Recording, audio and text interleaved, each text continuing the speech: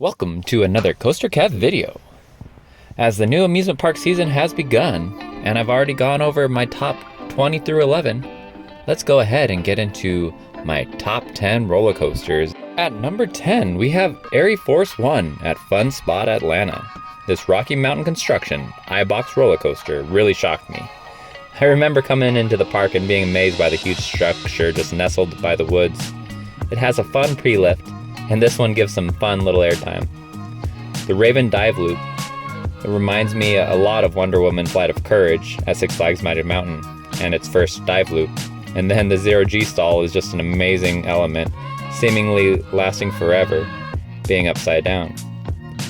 After finally seeing the sky again, you go into the outer bank turn that gives you some really good ejector on the elements as you're pulled down to earth while turning toward the arcade, where you do this amazing roll that's super whippy and go into a strong turn that applies a lot of G-force, which is surprising for an RMC roller coaster.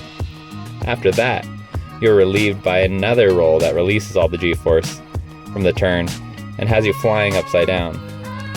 It's finished off with a quad down that really packs on the negative Gs, and I love it. Such a great way to finish, and the overall ride has perfect pacing as each element gets more and more intense. I wish this was a bit longer, or had slightly more time to make this higher on my list.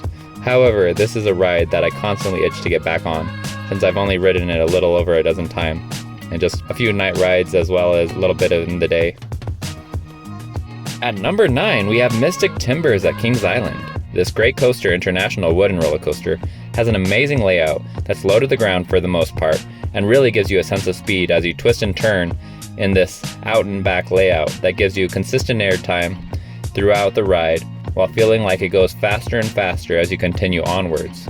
Unfortunately, this ride finishes a bit anticlimactically within the shed, which is better than waiting on the brake run in the usual way, but I would have prepared something more exciting after all the hype they gave you as you go up the lift hill saying not to go into the shed. However, this ride does just seem to go on and just seems like you're in the woods forever, which is definitely a big perk and so much fun in general.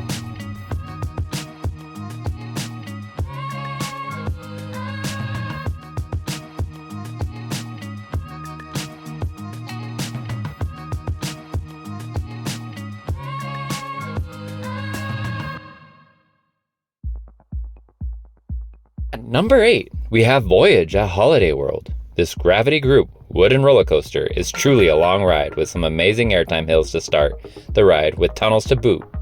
After the hills, you get to enjoy a trip around the woods where you twist and turn until you get to the mid-course brake run, which is where most of your speed is slowed. However, after this, you quickly pick up speed as you drop off into a seemingly endless tunnel where you do a double down into the abyss and begin your journey down that hill that you somehow went up most of the way to start the ride. This is when the ride really ramps up, as you gain speed like wildfire, twisting in and around the large hills that started the ride. As you reach the station where you started, you get a nice twist over the lift and drop into the basement of the station, and then go into some very forceful turns as you ride through a helix that finishes off the ride. This ride has it all, in my opinion, as it gives great airtime throughout the ride, has great lateral Gs that throw you into the side of the car and just makes you happy as you feel completely out of control most of the ride, especially during night rides. This is my favorite wooden roller coaster and continues to be in my heart and has my heart beating fast on every ride.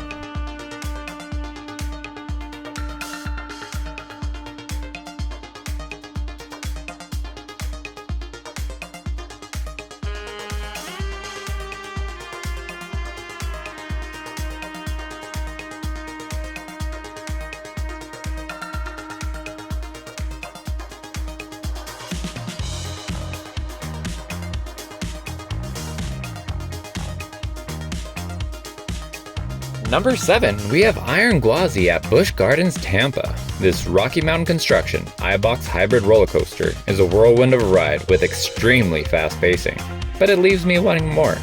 Nonetheless, this still ranks very high for me, for its thrilling layout, which has an amazing beyond vertical first drop, followed by a fun outer bank airtime hill with plenty of weightlessness.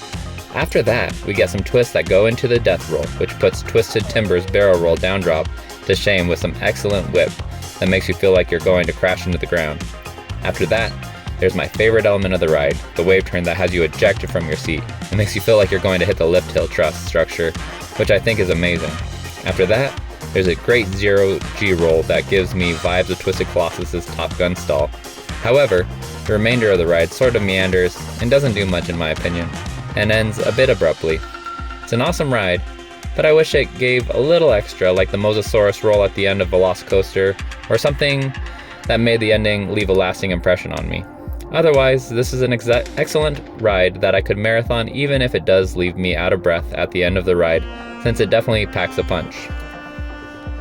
At number 6, we have Pantherian, as I know it as I-305 at King's Dominion. This Intamin Giga roller coaster starts off with an amazing cable lift, which really gets the engine started, as I've only ridden it as Intimidator 305, where they literally say, "Gentlemen, start your engines." After you crest the top of the hill and get some amazing airtime on the drop, you instantly twist into a super powerful turn that really presses you into your seat and makes you gray out or somewhat impairs your vision due to the high G-force. Apparently some people black out, but I think the intensity is perfect, except for when it's raining, since that's how I first experienced it, and I literally had to close my eyes since it hurt so much. However, when you're dry, you can just keep your eyes open and somewhat see until you get into the first airtime hill that really sustains you throughout it, as you get a flow ejector airtime that keeps you out of your seat and into the lap bar for a few seconds. After which, you really get put into high gear as you begin twisting and turning aggressively, with some twists faking one way and then going another.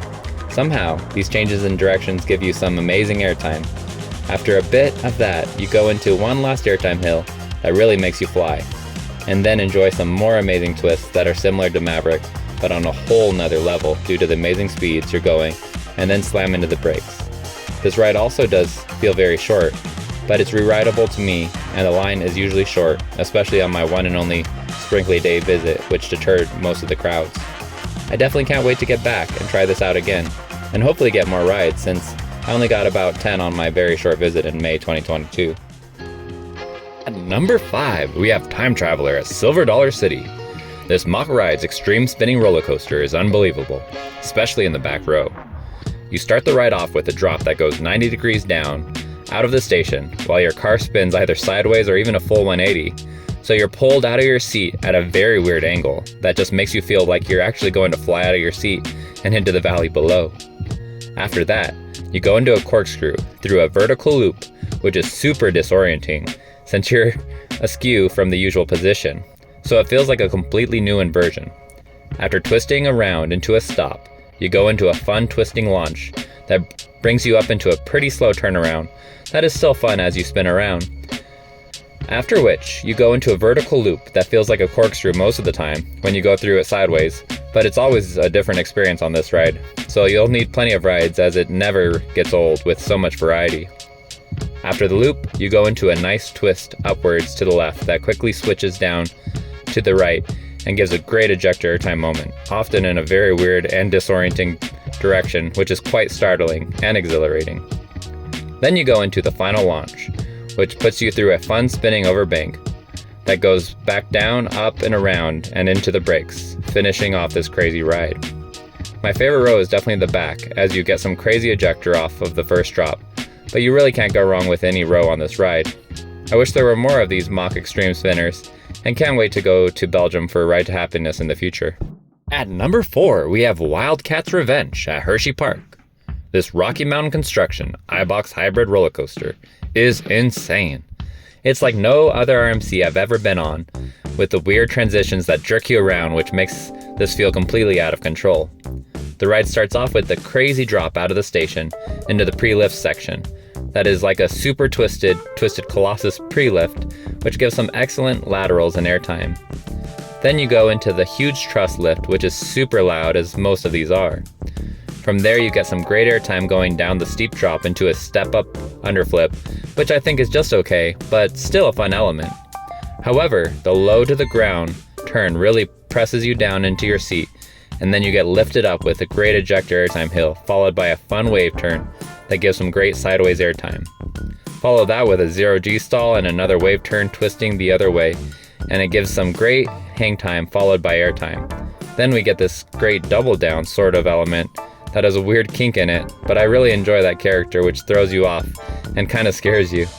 After that, you go into a super whippy 0G roll, which barrels you into a low to the ground bank turn that then puts you into a quick wave turn that gives a nice pop of airtime and laterals.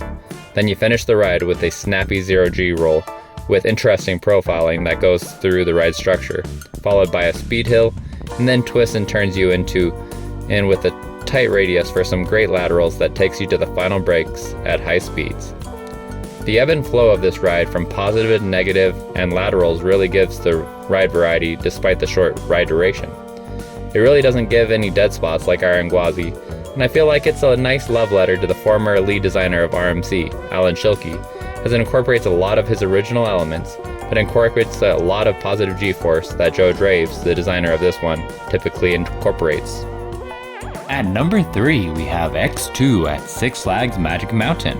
This aerodynamics 4th dimension roller coaster is completely out of control. I'm probably very biased on this one since I've been riding it since it was X, and I still loved it. It's not the smoothest ride, but I love the intensity of this ride and the overall wildness.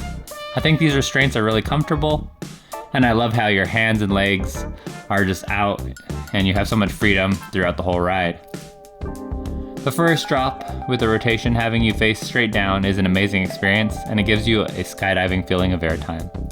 The way it quickly flips you before you reach the valley of the hill is also amazing, with a bit of whip. As you make your way up into the Raven turn, I like the airtime as you reach the top and rush down into an airtime that has your seat rotating a full 360, so you do a backflip, so it's almost like a disorienting 0G roll. After that, it has a bit of a dead spot with a slow turnaround, but I enjoy seeing the wheel assembly so close, riding on the track above. After that, you go into a small 0G half roll, where your seat rotates and does a front flip, which feels wrong, but it's so much fun. Then quickly goes down and then up while traveling backwards with a fire effect if you're lucky. That goes into a Raven dive that tries to rip your body apart as you go over the super tight element at high speeds. You finish off with a quick roll to get you back to the normal seating position while your seat rotates at the same time. The ride is insane, but it has me wanting to ride over and over again, if I can, since it's sadly often running only one train operations and can have quite a long line. This is definitely a flash pass ride if you want to do multiple rides and can't make it for the opening time of the ride. I love intensity, so I most always choose the outside back row seat since I want all the forces and an insane ride.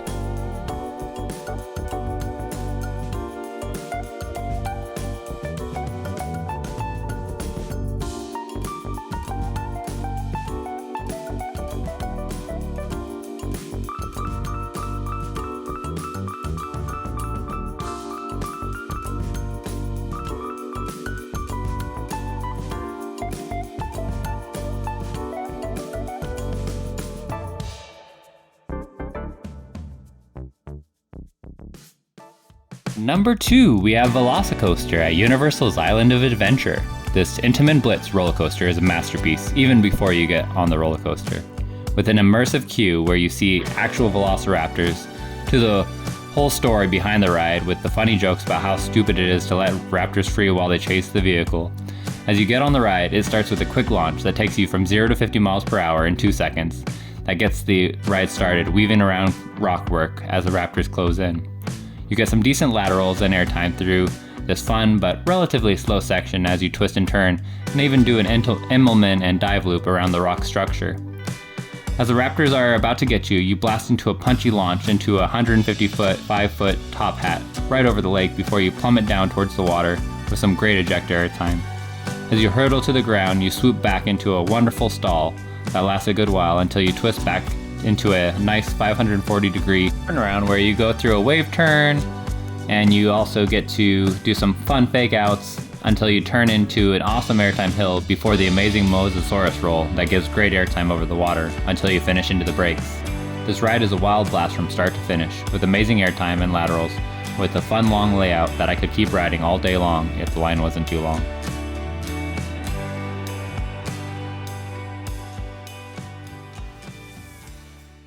At number 1, we have Steel Vengeance at Cedar Point.